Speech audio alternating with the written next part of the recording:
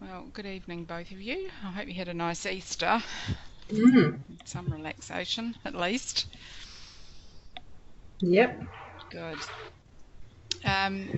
Did Trish send you out the list of stuff that she was going to do today? Does she send that out? I'm not sure.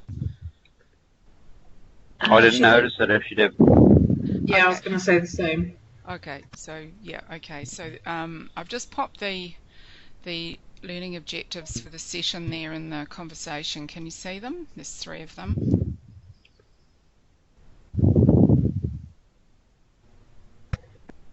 Can't see in the little messaging Yeah. Just section. if you click the chat box, it'll come up.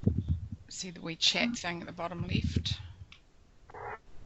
Can't see anything in the messengers at the minute. Yeah, I just in the Skype chat box. Can you see anything, It says Steve? instant messages are archived. Yeah, that's the message I get. Oh, that's weird. Okay, let me just try again. Surely it wouldn't disappear. I'll put them in again. Okay, so they've popped them through now into the chat. Oh, here we go. Oh, yeah. I can see them now. Okay, Yep, we got them. good. Okay. So what we're going to do in the session today is look at feedback and feed forward. Thinking about what the differences are, and then look at some of the principles of those 2 aspects, and also think about what are our principles. And then the last one is, just tidying up any loose ends that we might have about those concepts. So there is a video in Fundamentals. I'm not sure if in the module, feedback module, did you have a chance to have a look at that? There's a whole bunch of them there. Yeah, in the feedback module though, it should be. I haven't had a look yet. Yeah, it's worth having a look at. Hang on. Okay, so what I'm going to do is I'll have a go at sharing my screen, but if it starts to break up, we might just give that a miss. So, because I was just telling Emma, Steve, that my broadband's not fantastic here. Just out in the country, 2 kilometres out of town, so it tends to get a bit wobbly. Hang on. Like sharing. Right, so you'll get an invite to accept my presentation. So hopefully you can just see that. I'm going to share all monitors. Present.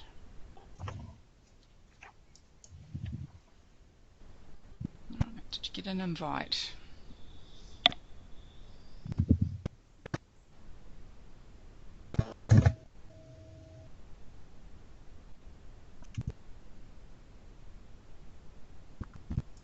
Did you get anything come up? Deciding the principles of feedback, feed forward, or the active and experiential learning one.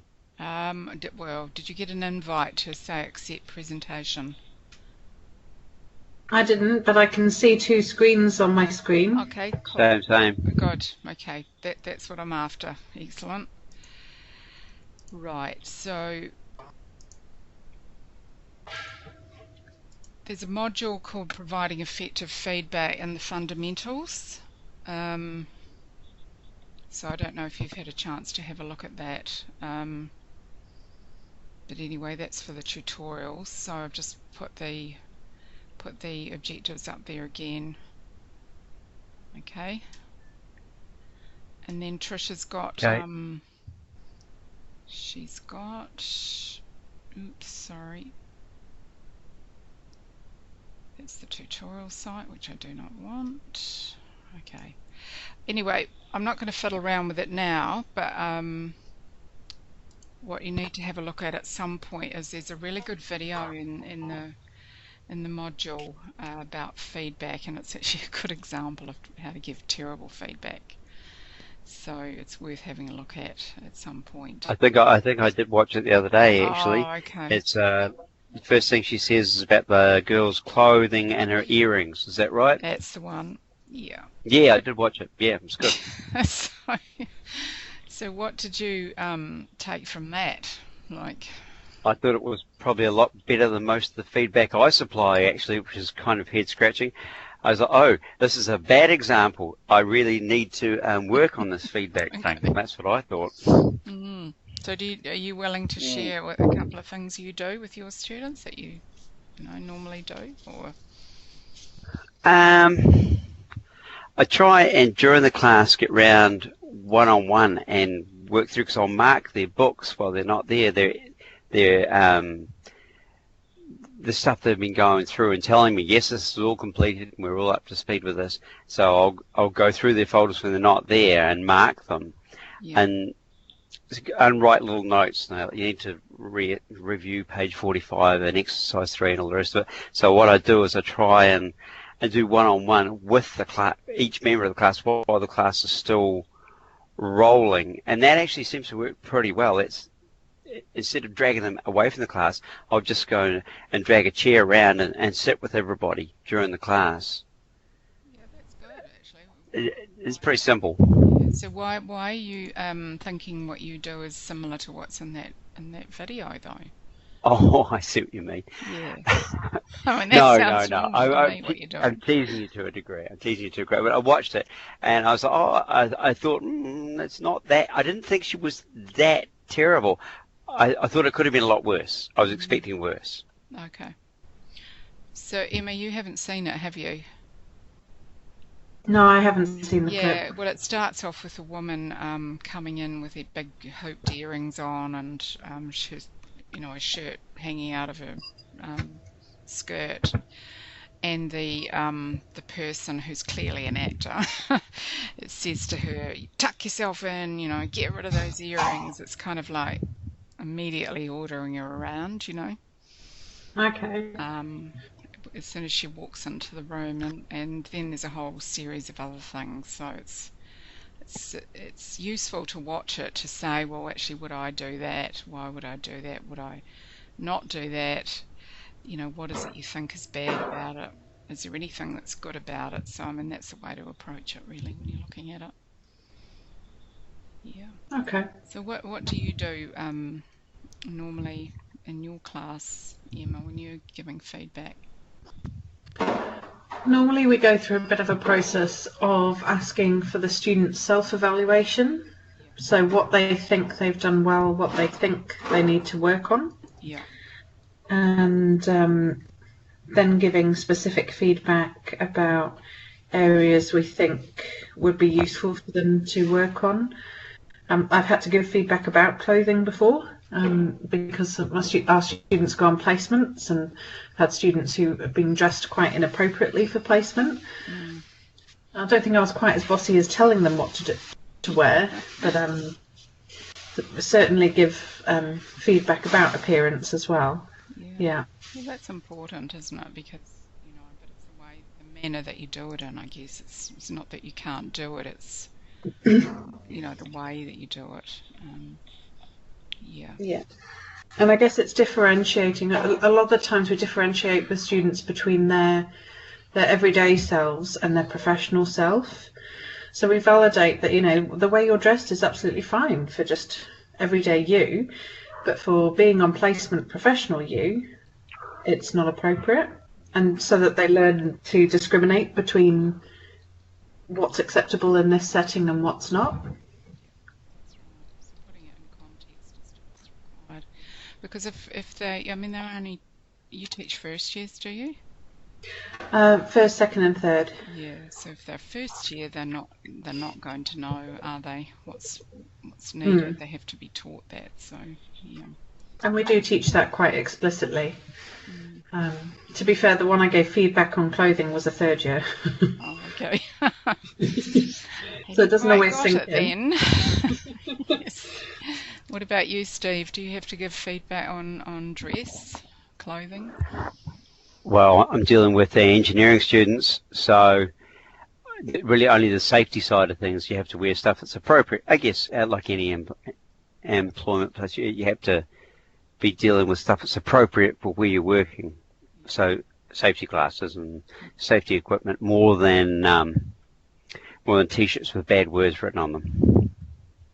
Yeah, so I mean, you don't really comment about that if they're coming in with, what might be regarded as offensive kind of clothing. Pretty hard to offend me. I'm thinking about the rest of the class. Oh, I see. Yes. Yeah, no, I have, to be honest, I haven't had that particular issue raise its ugly head. So it'd be a matter of case by case, I guess.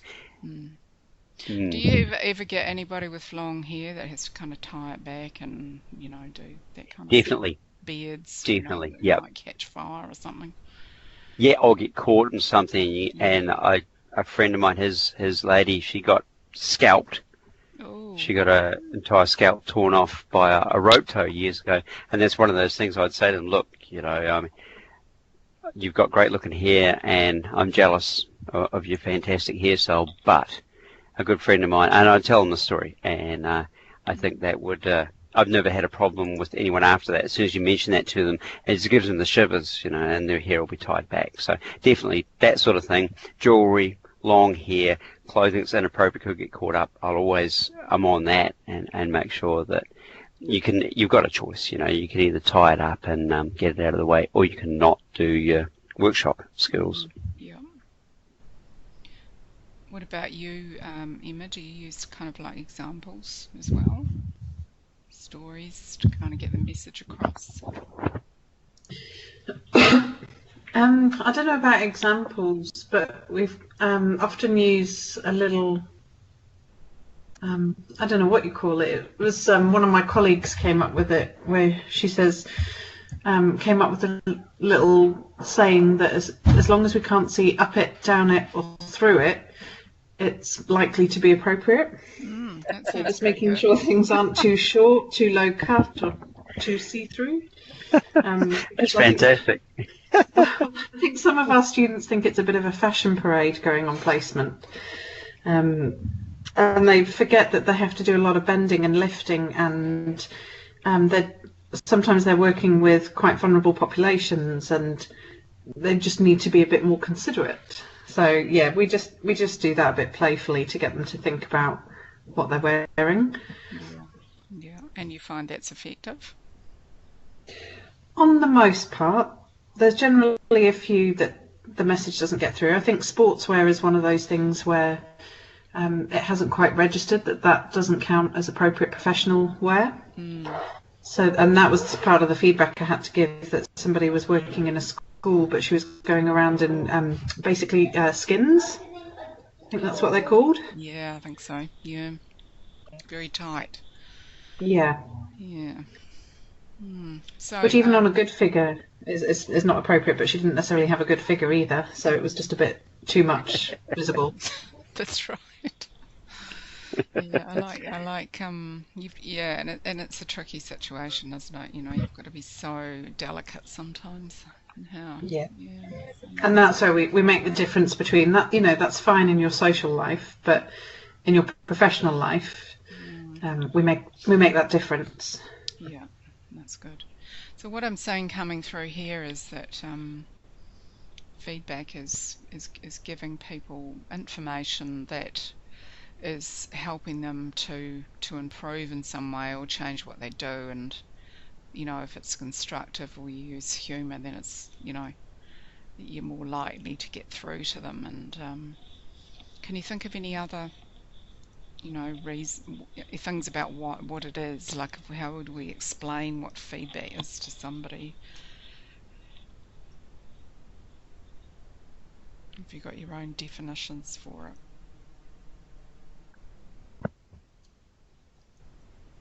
It's part of reflection. It's encouraging self-reflection, I think. It's helping you along the road to self-reflection, maybe.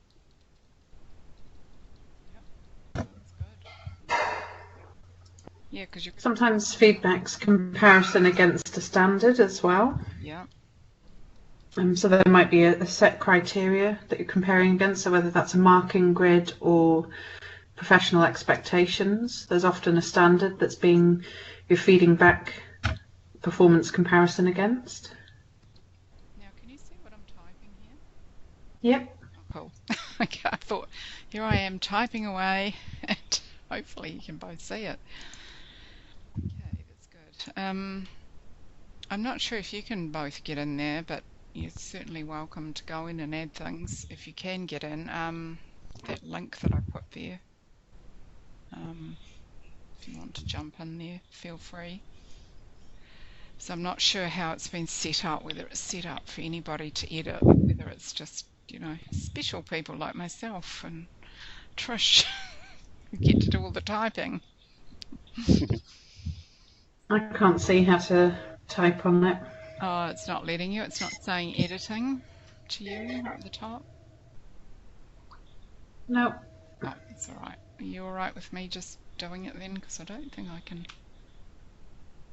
That's fine by me. What about you, Steve? Can you get in there? I'm just playing with it here, and I'm working out if I can, and then thinking if I've got anything to actually add to it, if I do type anything in here. I drew a really nice squiggle in one of Trish's diagrams the other day. I was so pleased I got it to work, but then I drew a big squiggle on it and I couldn't rub it off. Oh, never mind. We'll forgive you. Yeah, so I like that idea that it's reflection. So, okay, feedback and comparing against criteria marking, either marking something or professional standards, it's really important, or health and safety standards, or, industry standards of some kind, that you're wanting to bring people to a particular level. So presumably, your aim is to get them to pass whatever tasks they're doing, or, if it's summative. But what about if you're using feedback formatively? Do you think it's different to what you do when you give feedback summatively? Yeah, I think it's one of those processes you've got to engage in continuously. And I think you've got to remember it goes both ways. That's the really crucial really crucial aspect of it for me. And I think once the students see that you're really interested in what they've got to say about your teaching and what they want to know about and what they know about already, I think that was a game changer for me, to realise how important it was that it wasn't just me standing up there going, well, you're all hopeless and you've failed that assessment. It's got to be continuous, and you've got to be referring back to it all the time. You've got to be really careful when you get feedback from the students, or when you give feedback, that you maintain that integrity, that honesty with it, and you listen to what they say and you take it on board and use it going forward. Use a rugby cliche. Yeah, no, that's a very good point, because often, if you talk about teachers and feedback, they'll say, oh, I'll give really good feedback to my students and I'm really constructive and da-da-da. But then they've forgotten about, okay, but it's really important to get it from the students as well. So I think that's a very good point. Possibly even more important that it comes back your way. I think, well, for me it is, because I can think, yeah, we've covered that. But if you've got if they trust you, and they'll say, look, Steve, we really didn't understand that, and you rushed through it. Could you do it again? Yeah. And you're not going to be yelling at them. You're like, oh, man, look, I'm so sorry. That's my fault. I slipped up. I didn't cover it thoroughly enough. I'd actually done this with the Friday class, and I thought it was you guys.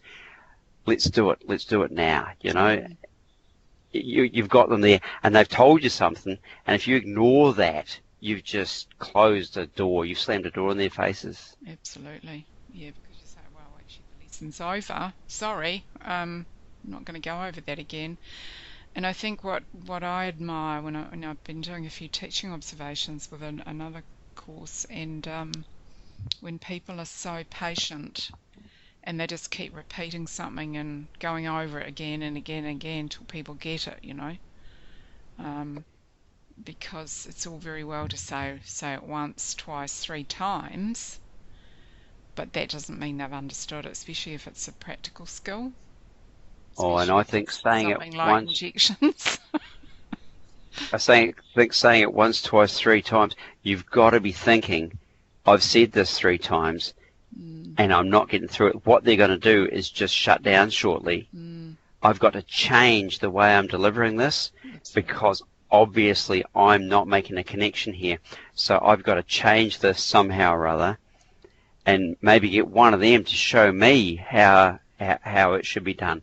And maybe that'll change it enough that I'll see what I'm not doing. Yeah, exactly. And I think that's you're absolutely right there, because especially with a practical skill, unless they actually do it themselves. I mean, just watching someone do it, you're never going to get it until you've done it yourself, are you? No. And that's where you need. So it's the demo, the explanation. They're telling you, they're asking questions. That's their way of giving feedback that they've not understood that well. And then it's getting them to try it out, and then giving them really good constructive feedback about their technique. Yeah. So can you think, Emma, of an example where you've had to do that? You've got, the different kinds of feedback and vary it up when you've been doing like practical stuff. I've had to explain things or demonstrate things different way. I'm struggling to think off the top of my head of a time when I've had to give feedback in different ways.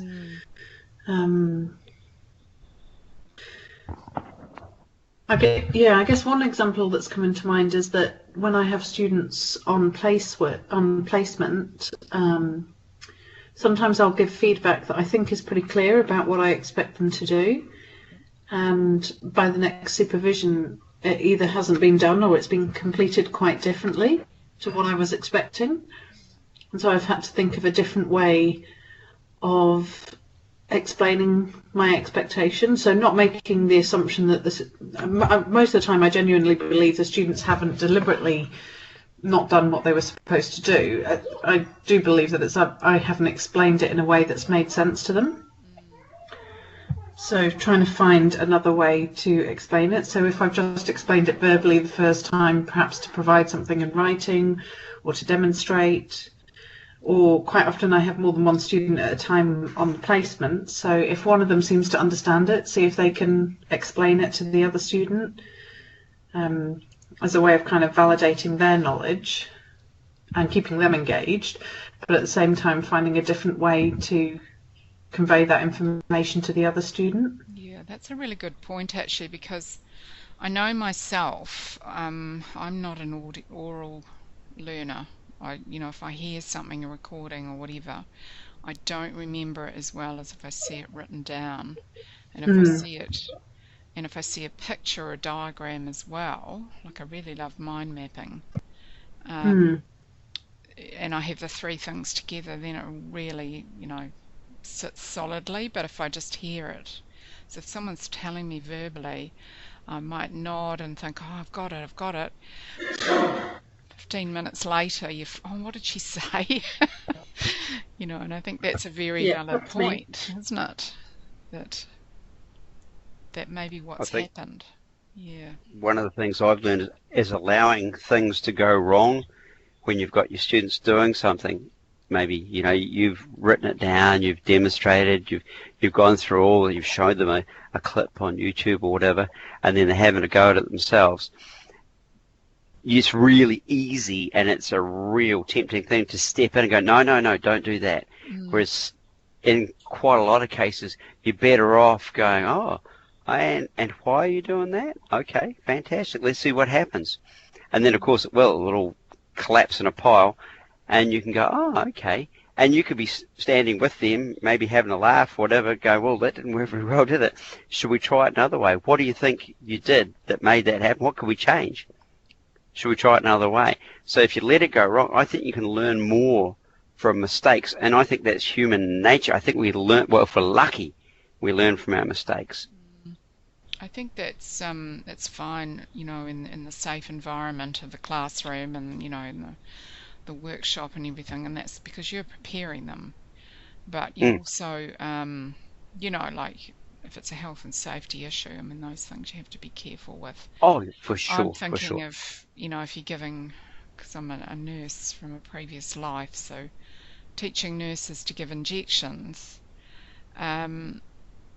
you can allow it to go wrong on the model, that's fine, but you couldn't allow it to go wrong on the person. So Well, you've pumped 10 cc's of air into Mr. Jones's aorta. Let's see what happens now. Yeah, okay, fair enough. No, you're so perfectly again, correct it's in this instance. context, it's situation, isn't it? You know, it's got to be the right place at the right time. But I do like that because you do definitely learn from mistakes. So, you know, yeah. So I'm very conscious that we need to stick to the lesson plan. So, feed forward. What's the difference between feedback and feed forward? Well, feedback's exactly what it says. You're looking back at what's been done, and feed forward, you're going, how could we change this? What would be a direction we could be moving in, both of us, all of us, that would work better? Emma? I agree. Yep. So feedback's looking back and evaluating what's been done. Feed forward being how to do things and improve things in the future. Okay. I'm just going to write that down there. I'm not sure about that. I have to say that I think feedback in itself should be in there, that it improves in the future, because as soon as you evaluate and think, well, you know, was it good, bad, or indifferent, that should give you some triggers for improvement. Now, from my perspective, feed forward does a little bit more than just evaluate and reflect. What it does from my perspective is it actually provides more information, and you know, if someone hasn't understood something very well, it helps them to know where to go to look for more information, for example. Oh, absolutely. You show them where the gaps are. Yeah, and I'm thinking that is the extra icing on the cake with the feed forward, is that you have actually got, and it definitely will improve in the future, but it's giving them that deeper information to start thinking a bit more, you know, being more You curious. couldn't have feed forward without feedback. No, you couldn't. No, you couldn't. And I think feedback, for example, can be yes, no, it's correct, it's incorrect. It can be getting them to think and evaluate properly, and you know, how could I improve? And it's the difference between good feedback and bad feedback. Bad feedback isn't necessarily always negative. It's just, maybe it could be just, oh yeah, you got that right, that's good. That's bad feedback from my point of view. Feed forward has that little bit extra. Go away now, and you know, you've done a great job on your project, but I'm looking for something just a little bit extra here in how you could do this, you know, thing in a different way. So why don't you go and have a look at this resource or something? Is that how you see it, or am I? That sounds bang on. What do you think, Emma? Yeah, that makes sense.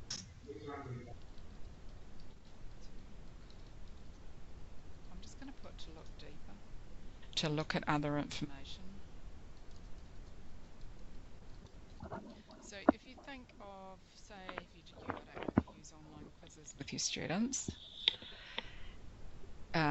If you had a quiz, you know, a quiz, and they all get the feedback from the computer, you know, and it gives them not just yes, you got it right, no, you got it wrong. It also suggests other answers, even if what they said is correct, or if it's wrong, it gives even more information for them to go check it out. So that to me is combining feedback and feed forward. Does that make sense? Absolutely. Yep, I've completed quizzes like that. Yeah. Did you find them helpful for learning? Or just annoying? Sure. It was the health and safety one's the one I'm thinking of in particular. You don't need to be. I can't say I looked into the additional resources. I can't say I looked into the additional resources, but No. had I been really interested in the topic, I might have. Yeah, I mean that's the thing, isn't it? I mean, just because you do this feed forward thing doesn't mean the students will go and make the effort, to go and just because we're enthusiastic about a subject doesn't mean that the students are going to go and look into it. There's all sorts of factors that stop that. So, yeah. So, one of the other resources that Trisha's got here is some of the principles from the University of Sheffield. Now, I'm not sure if you've managed to look at that. See if I can find that. I'm just going to stop presenting for 1 second.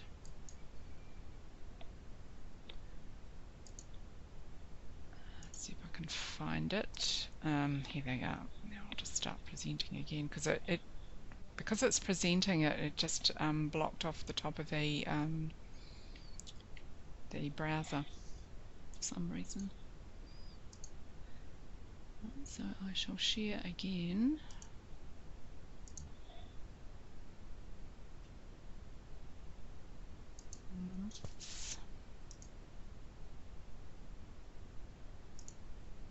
Okay.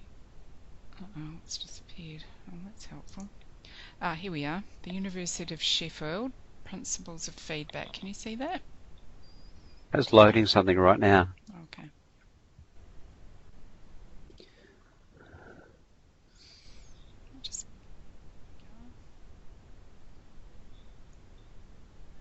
They have a definition there. Shall I read the first sentence? You do. Feedback exists in any process, activity or information that enhances learning by providing students with the opportunity to reflect on their current or recent level of attainment. That's pretty bang on to what we were talking about, isn't it? And you mentioned reflection, Steve. Yep. Are the principles coming up yet? Yeah, I can read it. It's just really tiny writing. All right. Oh, gosh. Is that a bit better? That's a bit better, yeah. Oh, that's looking a lot better. So first one is engagement with the feedback, so that, like you said, Steve, it needs to be two-way. Yeah. So, and like you said, Emma, have they taken it on board? Have they understood it? And therefore writing it in different ways and presenting it in different ways can help that engagement with the feedback. Feedback is for learning. I think we kind of take that as a given, don't we? Oh, I'm convinced. We didn't really answer my question that I asked before. Is formative feedback different to summative feedback? Yes, yeah, they are different. Yeah, because you can't have continuous summative on the same piece, whereas formative feedback on tasks as you go through the course would be, can be continuous, but the summative can't really. I mean, it could be that you always give it really good feedback on summative assignments, but it's continuous is the key word there, I think. Can you think of any differences, Emma, between formative and summative? It's very simplistic, but what I was encouraged to do in a previous role was that if it was formative feedback, it was more detailed, more constructive, more in general. Whereas the summative feedback was a lot more concise because there wasn't the opportunity for students to respond directly to the feedback. It was more providing guidance about what they could think about for future assignments. Yeah. So the formative feedback was more detailed, more comprehensive, and more specific as well. Yeah, that's very, very good explanation for it. And I always think that the formative feedback is going to be better for learning, so it would meet Principle 2 better and will be more comprehensive for learning, but you should really give good summative feedback so they learn for next time as well. But we talk about assessment for learning and we talk about assessment of learning, and to me assessment for learning is formative mainly. You may or may not agree with that, but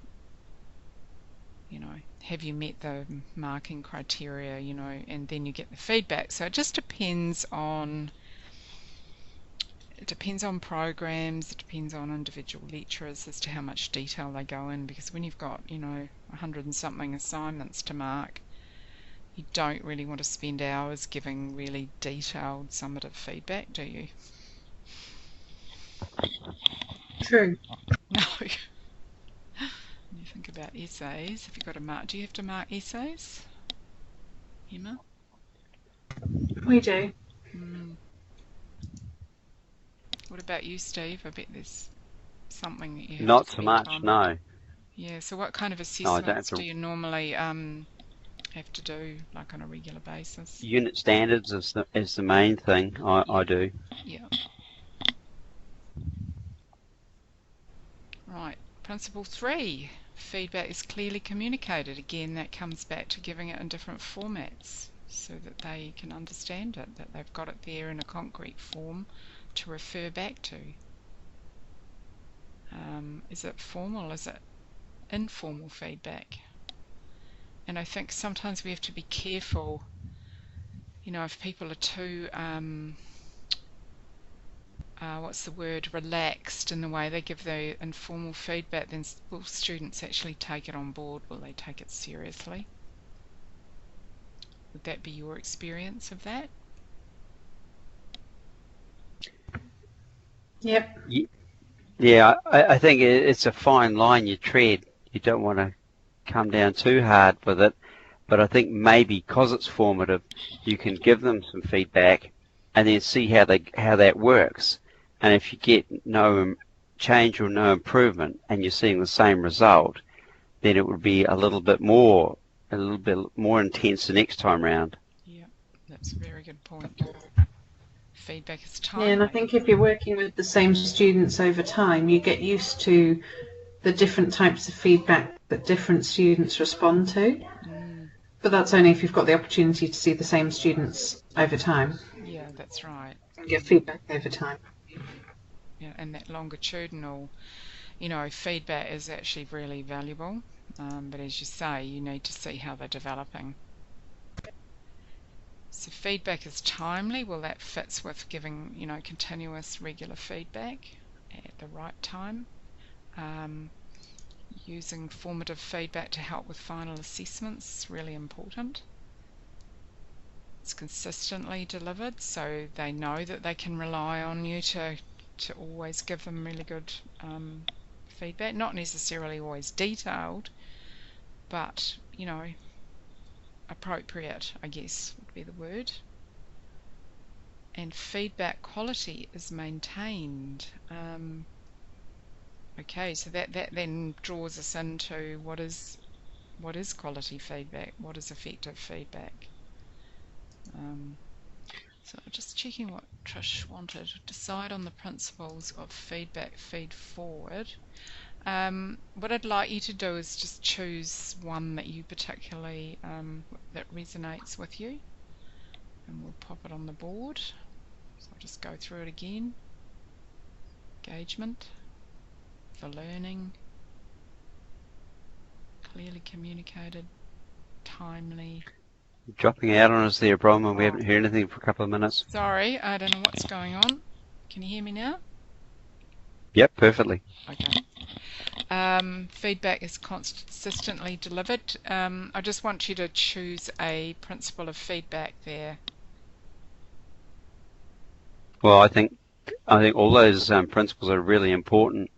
I think your feedback's got to be really timely. I don't know about the 3-week thing. I think it's got to be really timely because otherwise it's pointless.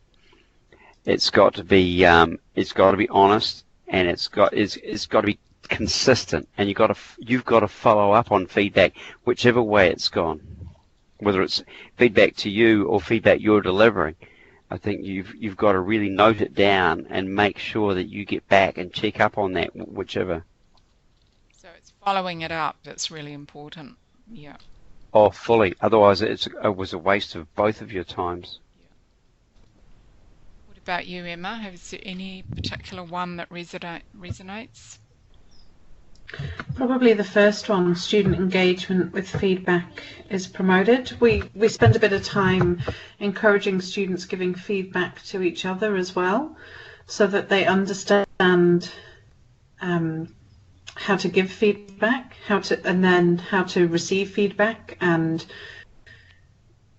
I think, well, we hope that helps them develop an understanding of how to respond to feedback if they're giving feedback to each other as well, because they get the idea that different people do notice different things, and that's okay, and that different people bring different perspectives, and that's okay, and that they, in order to improve and kind of have a more general skill base, it's useful to be able to engage in that process. So yeah, I think that's a really good point, Emma. I think people have got to learn how to receive feedback without it becoming a criticism, or taking it as a criticism, and how to deliver it without it being seen as point scoring.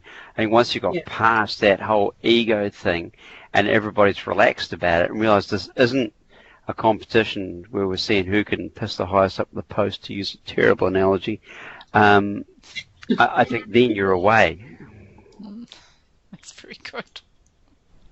Yeah, sorry.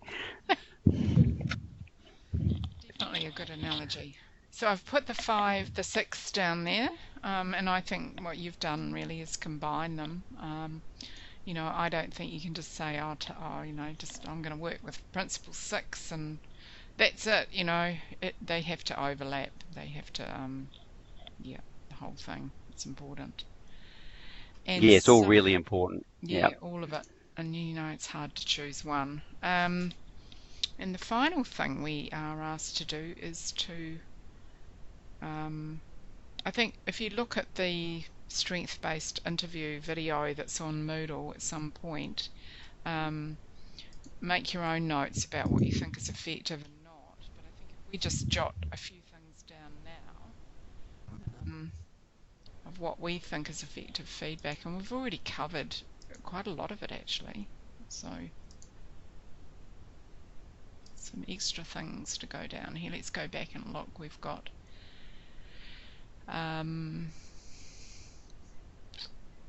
continuous. Have we put specific yet? Pardon? Have we put specific? Ah, good. Yes, no we haven't. Got consistent. Timely. It's going to whiz back up. Sorry if I'm making you seasick. Vary it.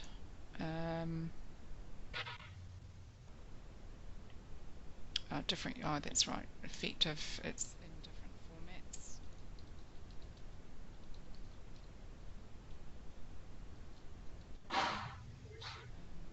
So it's got to be effective. Construct.